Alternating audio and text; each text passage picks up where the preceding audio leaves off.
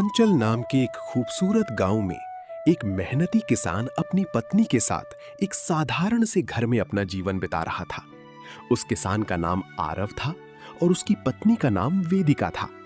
भले ही उनके पास ज्यादा धन दौलत नहीं थी, लेकिन फिर भी दोनों आपस में बहुत खुश रहते थे और अपने छोटे से संसार में संतोष और प्रेम के साथ जीवन जीते थे।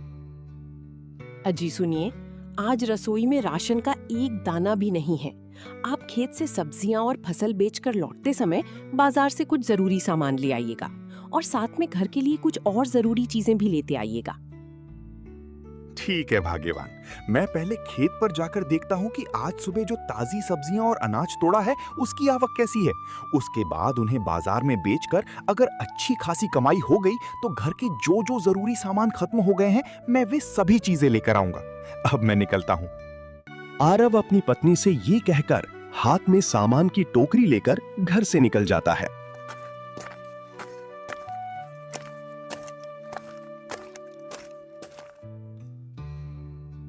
आज तो धूप काफी तेज है और हवा भी तेज चल रही है। पता नहीं फसल की सही कीमत बाजार में मिलेगी भी या नहीं। अगर सही दाम में बिक गई तो बहुत अच्छा होगा, और अगर कोई खरीदार नहीं मिला तो खाली हाथ ही घर लौटना पड़ेगा। इसी तरह जब आरव अपनी टोकरी और खेत की फसलों की ओर देखकर खुद से बातें कर रहा था, तभी वहां से उसका पुराना दोस्त कबीर गुजर रहा था। आरव को देखकर वो उसके पास रुक जाता है। अरे ओ भाई, ऐसे अकेले यहाँ रास्ते में अपनी टोकरी की ओर देखकर किस गहरी सोच में डूबे हो? क्या बात है, कुछ परेशान लग रहे हो? अरे कबीर भाई, मैंने तुझे देखा ही नहीं। मैं भला इस टोकरी को देखकर और क्या सोचूंगा। यही खेती और फसलें तो मेरी जिंदगी हैं भाई। ये मिट्टी मेरे परिवार को आगे बढ़ा रही है। बस यही सोच रहा हूँ कि आजकल बाजार में मंदी है, पता नहीं ये ताजी सब्जियां और अनाज सही दाम में बिकेंगे भी या नहीं। तू कोशिश किए बिना यहाँ किनारे खड़े यूं ही सोचता रहेगा तो क्या पता चल पाएगा। एक बार बाजार में दुकान लगाकर तो देख, क्या पता आज तुझे दूसरे दिनों से भी ज्यादा खरीदार मिल जाएं। खैर, तू मिल गया, अच्छा हुआ। आज मेरे घर में भी कुछ ताजी सब्जियों और शुद्ध अनाज की जरूरत थी। तू तो रोज जहां बैठकर अपनी दुकान लगाता है, आज भी वहीं बैठेगा ना? हाँ कबीर, मैं रोज की उसी जगह पर ही बैठूंगा। तुम वहां आकर सब्जियां देख लेना। अभी मैं बाजार पहुंचने में लग जाता हूं, नहीं तो आज घर में चूल्हा जलना मुश्किल हो जाएगा। तुम भी शायद कहीं जरूरी काम से आए थे, इसलिए अब तुम अपने रास्ते पर चले जाओ।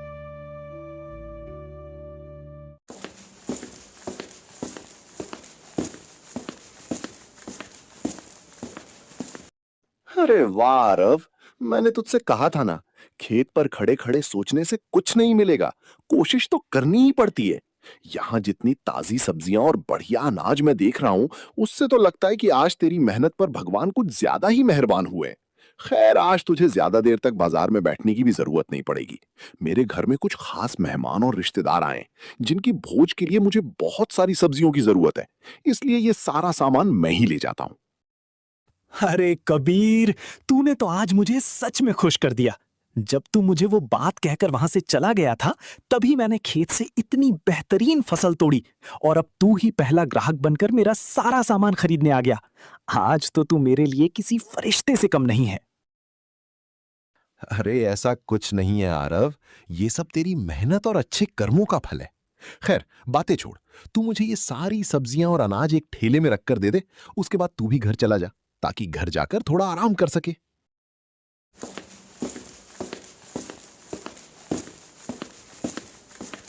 अरे सोमनाथ दा, इस तपती दोपहर में आप अकेले कहाँ निकल पड़े हैं? अरे आरव, मैं तो तेरी अनाज और सब्जी की दुकान की तरफ ही आ रहा था, लेकिन यहाँ तो सिर्फ तू और तेरी खाली टोकरी ही दिख रही है। सब्जियां और अनाज कहाँ हैं?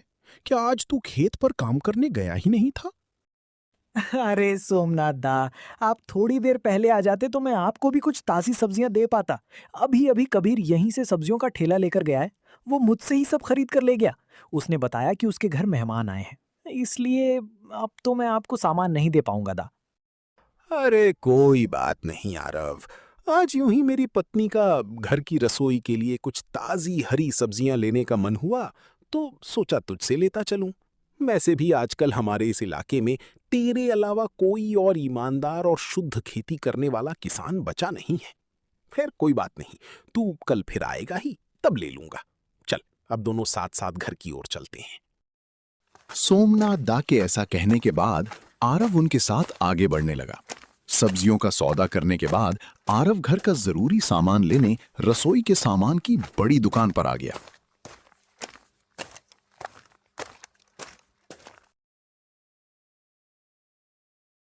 अरे, आप आ गए।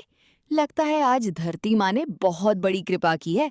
आपके हाथ में घर की सारी जरूरी चीजें और राशन देखकर मन को बहुत खुशी हुई और दिल को भी सुकून मिला। हाँ वेदिका, आज का दिन सचमुच बहुत अच्छा रहा, लेकिन अभी मैं काफी थक गया हूँ। तुम ये सारा सामान अंदर रख दो, मैं पहले हाथ मुंह धो लेता हूँ। उसके बाद खाना खाकर थोड़ी देर चारपाई पर आराम कर लूंगा, फिर रात को आराम से तुम्हारे साथ बैठकर बातें करूंगा। हाथ मुंह धोने के बाद आरव रसोई में बैठकर खाना खाने लगा और वेदिका उनके पास बैठ गई। वेदिका, मैंने तो खाना खा लिया है, लेकिन तुमने खाना खाया या नहीं? कहीं ऐसा तो नहीं कि मेरे खाने के बाद ही खाने का सोचकर रुकी हुई हो? आप मेरे लिए बाहर जाकर तपती धूप में खेतों में पसीना बहाते हैं और फिर फसलों को बाजार में बेचने के लिए इतनी मेहनत करते हैं, तो भला मैं आपके खाए बिना कैसे खा सकती हूँ? इसलिए मैं आपके खाना खा लेने का ही इंतजार कर रही थी। अब आप जाकर आराम कीजिए, मैं अभी खाना खा लेती हूँ और उसके बाद रसोई के बर्तन वगैरह धोकर सारा काम निपटा लूंगी। ठीक है भाग्यवान, मैं जाकर थोड़ा आराम करता हूं। लेकिन आज तो जैसा हुआ सो हुआ, आगे से ऐसा मत करना। अगर मेरे आने में देर हो जाए तो यूं मेरा इंतजार करते हुए भूखी मत बैठा करो। तुम समय पर खाना खा लिया करो। मुझे अच्छा नहीं लगता कि तुम मेरे लिए इतनी देर तक भूखी रहो। अब तुम यहाँ का सारा काम निपटा लो, मैं हाँ जी, ठीक है, आप जाकर आराम कर लीजिए, मैं यहाँ का सारा काम निपटा लेती हूँ।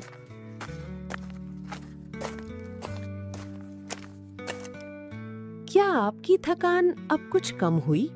आज आप दोपहर में खाना खाने के बाद काफी देर तक सोए थे और हाँ, आज आप रोज के मुकाबले काम से भी थोड़ा जल्दी लौट आए थे, है ना? हाँ वेदिका, आज तो एक ही ग्राहक ने मेरा सारा सामान एक साथ खरीद लिया। उसके बाद भी कई ग्राहक आए, लेकिन मेरे पास कुछ बचा ही नहीं था, इसलिए मैं उन्हें दे नहीं पाया। उन्होंने कहा है कि वे कल आकर मुझसे ताज़ी सब्जियां ले लेंगे। अच्छा, तो ये बात है। खैर, जो भी हुआ अच्छा ही हुआ। वैसे आपको तो रोज इसी समय चाय पीने की आदत है। मैं अभी आपके लिए गर्मा गर्म चाय बनाकर लाती हूँ, तब तक आप आराम से बैठिए। ठीक है, तुम चाय बना लाओ। वेदिका अपने पति से ये कहकर रसोई में चली जाती है और थोड़ी ही देर में दोनों के लिए गर्मा गर्म चाय बनाकर ले आती है। दोनों पति पत्नी चारपाई पर बैठकर आराम से चाय की चुस्कियां लेने लगते हैं। वाह वेदिका, चाय पीकर तो सच में मजा ही आ गया। तुम्हारे हाथों में तो जैसे जादू है। तुम्हारे हाथ की बनी हर चीज दिल को बहुत भाती है। अरे, आप तो हर रोज मेरी तारीफ करते ही रहते हैं। आपको मेरी बनाई हुई चीजें पसंद आती हैं, ये जानकर मेरे दिल को बहुत सुकून मिलता है। वैसे जी, आज मेरा भी रसोई के लिए कुछ खास ताजी सब्जियां और फल खाने का मन हो रहा है। कल जरा अपने खेत से आते समय 2 मीठे फल और सब्जियां लेते आइएगा। हाँ, अगर बेचने के बाद कुछ बच जाए तभी लाना, नहीं तो बेकार में नुकसान उठाकर मत लाना। अरे मेरी प्यारी वेदिका, नुकसान की चिंता छोड़ो ना। तुम्हारा मन हुआ है ना, कल मैं हम दोनों के लिए सबसे सुंदर और ताजी फसल खुद खेत से चुनकर लेकर आऊंगा। अभी तुम जरा रसोई में जाकर रात का खाना बना दो, उसके बाद हम दोनों साथ बैठकर आराम से खाना खाएंगे। आज दोपहर में भी हमने अलग अलग ही खाना खाया था। आरव के ऐसा कहने के बाद वेदिका मुस्कुराते हुए रसोई में चली जाती है और बड़े मन से खाना बनाने में लग जाती है। आइए जी, खाना तैयार हो गया है। चलिए, हम दोनों साथ बैठकर आराम से खाना खा लेते हैं।